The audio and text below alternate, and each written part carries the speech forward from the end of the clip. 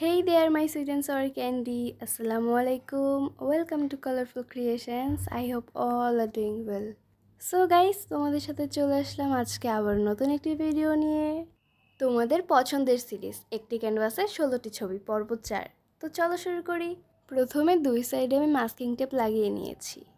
আজকের পেইন্টিংয়ে আমার সাথে আছে magenta, pink, light purple, mars black নিয়ে একটা কথা বলছি, এখানে তোমরা চাইলে ল্যাম্প ব্ল্যাকটাও ইউজ করতে পারো। আর চাইনিজ হোয়াইট আর টাইটানিয়াম হোয়াইটটা কিন্তু একই রকমের। দুটো হচ্ছে গিয়ে ব্রাশ ইউজ করতেছি, দেখিয়ে দিলাম। পরে গিয়ে আরও একটা ব্রাশ ইউজ করছি। সো গাইস, আমার আজকের ছবির থিমটা হচ্ছে গিয়ে সন্ধ্যার সময় পাহাড়ের সাইডে বসে থাকার সময় বা দাঁড়িয়ে থাকার সময় যেরকম একটা দৃশ্য দেখা যায় সেরকম একটা দৃশ্য।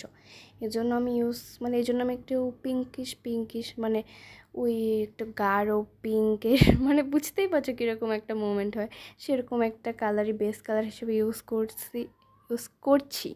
এই জন্য আমি এখানে পার্পল, ম্যাজেন্টা আর পিঙ্ক কালার মিলিয়ে এই কালারটা করেছি। এখন সময় পাহাড় আঁকার জন্য আমি প্রথমে মার্স ব্ল্যাক কালারটা ইউজ করেছিলাম। এরপর দেখেছি ওইটা ইউজ করার পর কীরকম ভালো লাগছে না, প্রপার যে ব্ল্যাক কালারটা সেই শেডটা আমি পাচ্ছি না। এই জন্য অ্যাজ অলওয়েজ ল্যাম্প ব্ল্যাকটাই আবার ইউজ করলাম। একটু ট্রাই করে দেখলাম, বাট মার্স ব্ল্যাকটা ছবির সাথে একদমই মানাচ্ছিল না। তাই পাহাড়ের কালারটা আমি ল্যাম্প ব্ল্যাক দিয়েই করেছি। পাহাড় না, শুধুমাত্র এখানে কালো রং যেগুলো দেখছো এখানে প্রত্যেকটাই আমি ল্যাম্প ব্ল্যাক ইউজ করেছি। আর হচ্ছে গিয়ে উপর দিক দিয়ে ঝুলে পড়ছে বিভিন্ন ডালপালা, লতা পাতা, এরকম একটা দৃশ্য আঁকলাম।